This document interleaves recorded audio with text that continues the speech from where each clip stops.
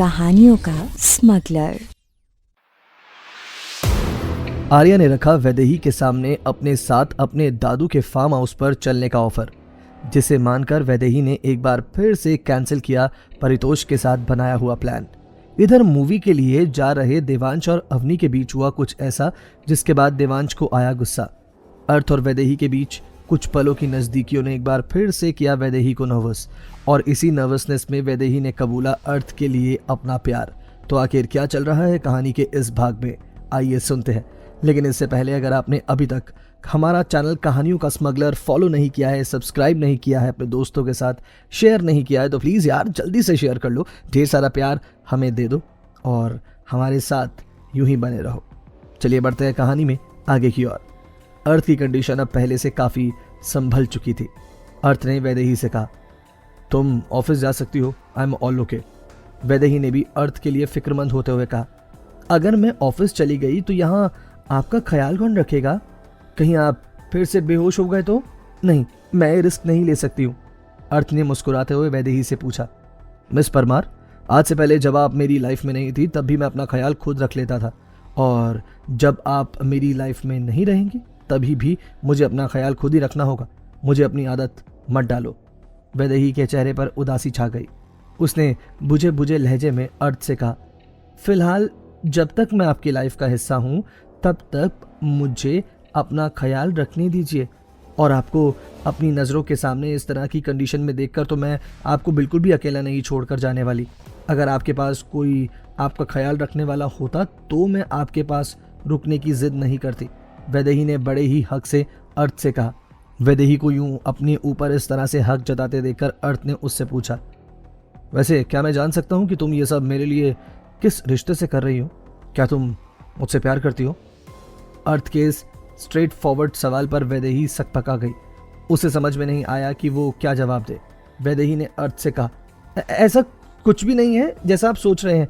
एक इंसान दूसरे इंसान के लिए इंसानियत के नाते में कुछ कर सकता है कि नहीं कर सकता, और वैसे भी मैं आपकी पर्सनल असिस्टेंट हूं ना। अर्थ ने हंसते हुए वैदेही से कहा, याद दिलाने का शुक्रिया। वैसे मेरी पर्सनल असिस्टेंट तुम ऑफिस में हो, मेरे घर पर नहीं। वैदेही को सूझ नहीं रही थी कि वो आगे अर्थ को क्या जवाब दे। अर्थ ने वैदेही से पूछा, वैसे मैं सोच रहा हूँ कि क्यों ना इस बार तुम भी मेरे साथ वीकेंड पर मेरे दादाजी के पास उनके फार्म हाउस पर चलो। You will love the place. और वैसे भी अभी तुमने ही तो कहा था कि मेरी कंडीशन कभी भी ख़राब हो सकती है और मुझे तुम्हारी ज़रूरत है, तो ये अच्छा रहेगा कि तुम मेरे साथ मेरे दादाजी के फार्म पर चलोगी। तो बताओ, क्या तुम चलोगी मेरे साथ? वैदेही सोच में पड़ चुकी थी जब अर्थ ने उससे कहा, क्या हुआ, इसमें इतना सोचने वाली क्या बात है? 2 ही तो दिन की बात है, और वैसे भी मेरे दादू वहाँ हमारे साथ रहेंगे। वैदेही ने अर्थ से कहा, अगर आप मुझे अपनी तबीयत की वजह से लेकर जाना चाहते हैं तो आप कबीर सर से क्यों नहीं पूछते? अर्थ ने वैदेही को जवाब दिया, उसके वीकेंड के ऑलरेडी प्लान्स हैं, और अगर तुम्हारे भी प्लान्स हैं तो इट्स ओके, मैं खुद कार ड्राइव करके चला जाऊंगा। मैंने इसलिए कहा क्योंकि मुझे लगा तुम्हें मेरी बहुत फिक्र है, बट कोई नहीं, मैं दादू को कॉल करके मना लूंगा कि इस वीकेंड में वहाँ नहीं आ सकता हूँ। It's okay. अर्थ के इमोशनल ब्लैकमेल करने पर वैदेही का मन बदलने लगा था। एक तरफ उसे फिक्र थी अपने दोस्त परितोष से किए हुए प्रॉमिस की, दूसरी तरफ अर्थ था जो उसे अपने साथ चलने के लिए बोल रहा था। वैदेही ने अर्थ से कहा, नहीं प्लीज़, आप अपने दादू का दिल मत तोड़िए, मैं चलूंगी आपके साथ। इनफैक्ट यही सही होगा आपके लिए कि मैं भी वहाँ मौजूद रहूँ। मुझे भी कुछ पलों का सुकून मिलेगा और आपको भी अपने दादू का साथ और कुछ वक्त का आराम मिलेगा।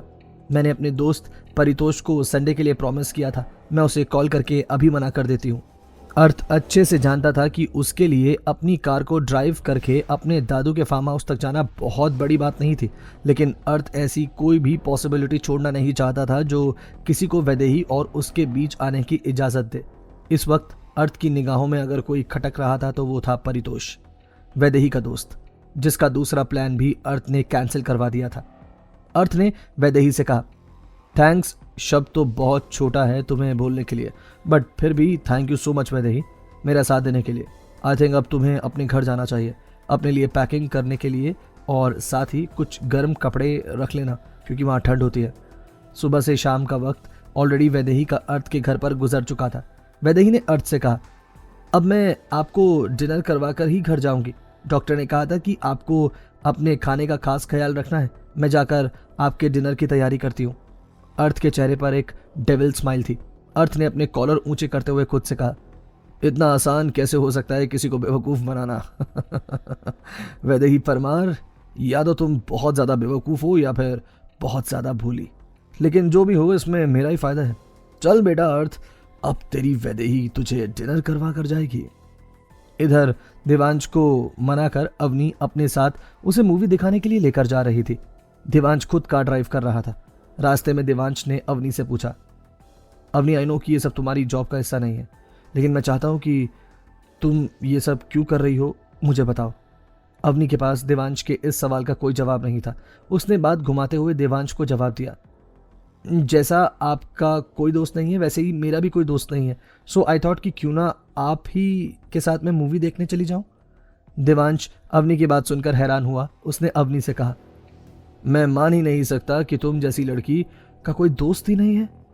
अवनी ने अपनी आईब्रो चढ़ाते हुए देवांश से पूछा, क्या मतलब है आपका, मेरी जैसी लड़की?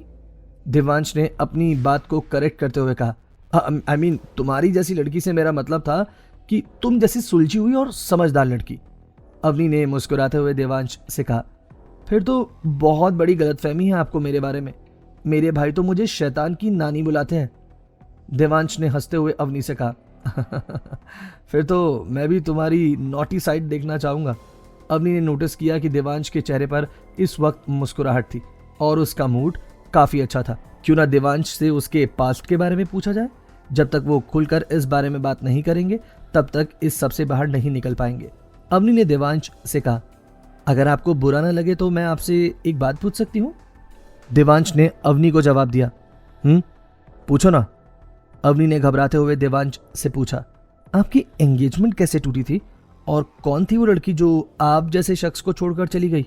अवनी ने एक के बाद एक सवाल पूछ लिए और वो देवांश के ऊपर दाग दिए। अवनी के मुंह से इस सवाल को देवांश ने एक्सपेक्ट नहीं किया था। अपनी एंगेजमेंट टूटने की बात सुनते ही देवांश का पारा हाई हो चुका था। देवांश ने कार को फौरन ब्रेक लगा दी। अवनी ने देवांश से पूछा, क्या आपको मेरा सवाल इतना बुरा लग गया? I'm sorry. देवांश ने कार को रिजर्व करते हुए वापस घर की तरफ मोड़ दिया, जिसके बाद उसने गुस्से में अवनी से कहा, तो ये वजह है तुम्हारी मेरे इतनी परवाह करने की? तुम्हें क्या लगा कि मुझे तुम्हारी सिंपैथी की जरूरत है? तुम ये सवाल पूछकर मेरा दुख हल्का करोगी? हाँ मिस अवनी, बेटर होगा कि तुम अपने काम पर ध्यान दो, ना कि पर्सनल रिलेशंस बनाने में। मुझे मेरी पर्सनल लाइफ में इंटरफेयर करने वाले लोग बिल्कुल भी पसंद नहीं है। अपने काम से काम रखोगी तो तुम्हारे लिए अच्छा होगा। देवांश के मुंह से निकली बातों ने अवनी का दिल छलनी कर दिया था। अवनी का चेहरा उतर चुका था और वो कार में एकदम खामोश होकर बैठी थी। जहां से उनका सफर शुरू हुआ था वहीं आकर एंड हो चुका था। अवनी का देवांश को इस ट्रॉमा से बाहर निकालने का एफर्ट जाया होते हुए नजर आ रहा था। इधर अर्थ के घर वैदेही ने उसके लिए खास अपनी निगरानी में अच्छा सा डिनर तैयार करवा लिया था। डिनर को डाइनिंग टेबल पर लगवाने के बाद वैदेही खुद अर्थ को लेने के लिए उसके रूम की तरफ बढ़ी। अर्थ जो सुबह से बेड से लगा हुआ था इस वक्त नहाकर फ्रेश हो चुका था। अर्थ वॉशरूम का डोर खोलकर बाहर आया ही था कि सामने अपने रूम का डोर खोलकर उसे वैदेही अंदर आती हुई नजर आई। अर्थ ने इस वक्त बस टाल बांधा हुआ था। अर्थ को इस तरह से अपने सामने देखकर वैदेही ने फौरन अपनी नजरें झुका ली। अर्थ ने जब वैदेही को इस तरह से खुद को शर्माते हुए देखा तो उसने कदम वैदेही की तरफ बढ़ा दिए। अर्थ को अपनी तरफ बढ़ता महसूस करके वैदेही नर्वस हो चुकी थी। अर्थ और वैदेही के बीच मुश्किल से 4 कदम का फासला बाकी था जब वैदेही ने अपनी नजर उठाकर अर्थ की तरफ देखा और हड़बड़ी में उससे कहा, मैं आपको डिनर के लिए बुलाने के लिए आई थी, आपका डिनर लग चुका है। आई एम सॉरी, मैं डोर नॉक किए बिना ही अंदर आ गई। वैदेही इतना ही कहते बस वहां से खिसकने वाली थी कि जब अर्थ ने आगे बढ़ते हुए उसकी कलाई को थाम लिया। अर्थ ने वैदेही से कहा, आई कैन सी, मेरे लिए डिलीशियस सा डिनर लग चुका है। अर्थ की नजरें वैदेही के होठों पर ठहर चुकी थी जब वैदेही ने एक झटके से अपने हाथ को छुड़ाया और तेजी से दौड़ते हुए वो अर्थ के रूम से बाहर आ गई। वैदेही को यूं इस तरह से खुद से शर्माता देखकर अर्थ के चेहरे पर मुस्कुराहट से मटने का नाम नहीं ले रही थी। इधर वैदेही ने खुद से सवाल किया, मुझे क्यों अर्थ के आसपास रहना अच्छा लगता है? क्यों मुझे अर्थ का ख्याल रखना अच्छा लगता है? वैदेही, तुझे अर्थ से प्यार हो गया है यार, और शायद तेरी इन फीलिंग्स को वो तेरी आंखों में साफ साफ पढ़ पा रहे हैं। वैदेही, संभाल अपने आप को, इससे पहले बहुत देर हो जाए। वैदेही खुद को समझाते हुए सीढ़ियां उतर रही थी। अर्थ ने भी जल्दी ही अपनी नाइटवेयर पहने और फुर्ती से रूम से बाहर आ गया। वैदेही डाइनिंग टेबल के पास अपने दोनों हाथ बांधकर खड़ी अर्थ का इंतजार कर रही थी। वैदेही का सिर्फ अर्थ को डिनर करवाकर वहां से घर जाने का प्लान था, लेकिन अर्थ के इंसिस्ट करने पर वैदेही उसके साथ डिनर करने के लिए मान गई। डिनर करने के बाद अर्थ ने खुद वैदेही को उसके घर ड्रॉप करने के लिए पूछा तो वैदेही ने उससे कहा, नहीं प्लीज आप अपना ख्याल रखिए, मैं खुद चली जाऊंगी। वैसे भी अगर आप मुझे छोड़ने आएंगे तो फिर आपके लौट कर जाने तक मुझे आपकी फिक्र रहेगी, इसलिए बेटर होगा कि आप यहीं पर रेस्ट कीजिए।